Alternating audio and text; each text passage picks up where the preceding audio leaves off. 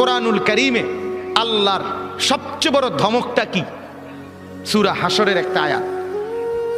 কোরআনে আল্লাহ বহু জায়গায় বলছে, এই তোরে কঠিন শাস্তি দেব, কঠিন মাইর দেব, কঠিন আযাব দেব, ভয়ঙ্কর আযাব দেব। এটি সব বালা কথা, কারণ এগুলোর ভয়ে ফিরে চলে আইলে তো ভালোই। কথা বুঝেন না?